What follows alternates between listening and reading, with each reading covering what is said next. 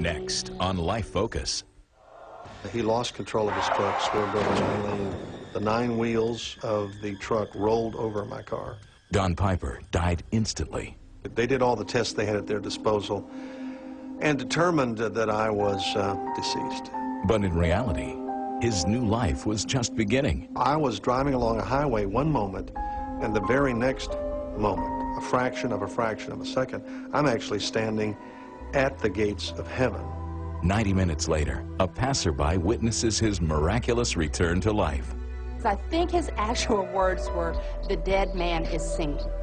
Well, that's not something that, you would typically hear. And so, well, you just think, it's air escaping from the lungs. We've checked him, we've done all the tests.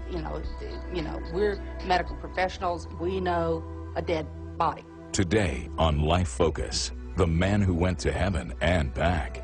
Heaven is a buffet for the senses. It is a sensory explosion. All the sights that we have here, that we see, if I'm standing on the rim of the Grand Canyon and I'm looking at the sunset, I'm thinking, this is just awesome. Heaven is a million times more beautiful than that.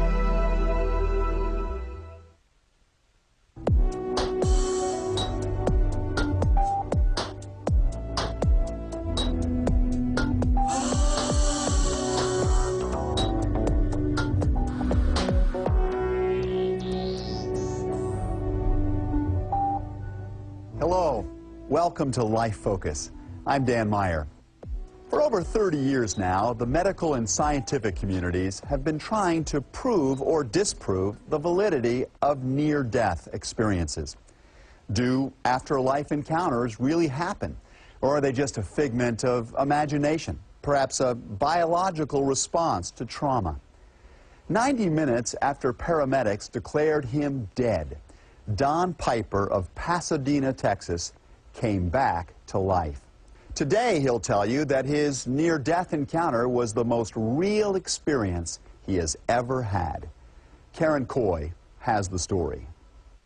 I was fascinated with the whole prospect of near-death experiences, but very skeptical. In the late 1980s, Don Piper, a busy pastor and father of 3, might have been cynical when people described their experiences after being declared clinically dead, but he never doubted the reality of heaven. I knew it was breathtakingly beautiful. I knew that it was eternal. I just didn't see how a person could really die and go to heaven and come back and talk about it. But all that changed one rainy day in 1989. It was here at the Veterans of Foreign Wars Memorial Bridge north of Houston that Don Piper died. People need to know that heaven is real, and I had a chance to see that. His chance came after attending a pastor's convention at Trinity Pines Conference Center, several hours north of Houston. The journey began with a small but fateful decision. That day I paused at the gate and really just decided to go a different route. Don's new route headed south on Texas Highway 19. It was raining, cold, the windshield wipers are going.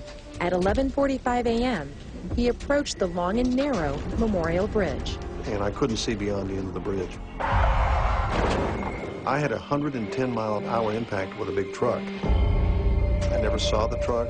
There was no reaction time. The two vehicles collided head-on. I was driving along a highway one moment, and the very next moment, a fraction of a second, I'm actually standing at the gates of heaven. There was no sense of passing. There was no transition. There was no tunnel. Don cannot recall the 90 minutes on Earth, but vividly remembers his experience in a more glorious place. The brilliance of the light, the magnificence of the light is beyond anything I have ever gazed upon here on Earth. It is almost as if everything is alive. It just glistens. Several other vehicles were involved in the accident. The truck rolled over the top of Don's Ford Escort, crushing his body. My internal organs had really been crushed.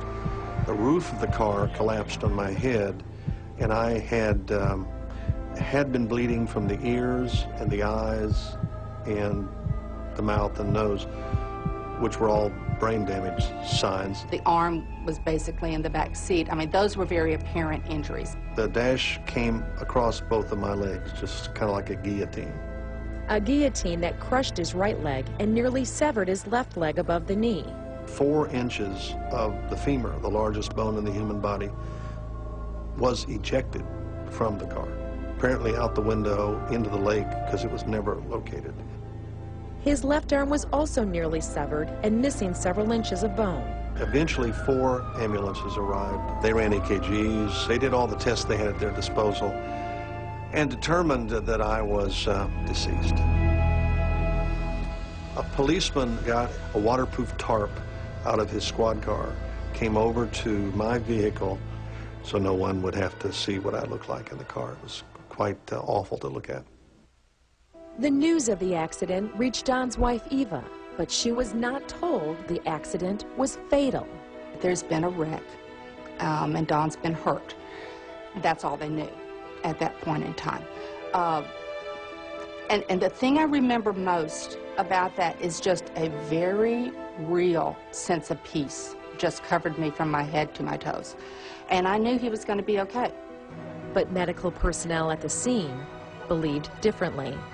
They actually phoned for the county official, a justice of the peace, to come to the scene to sign documents which would allow the body to be transported to a mortuary.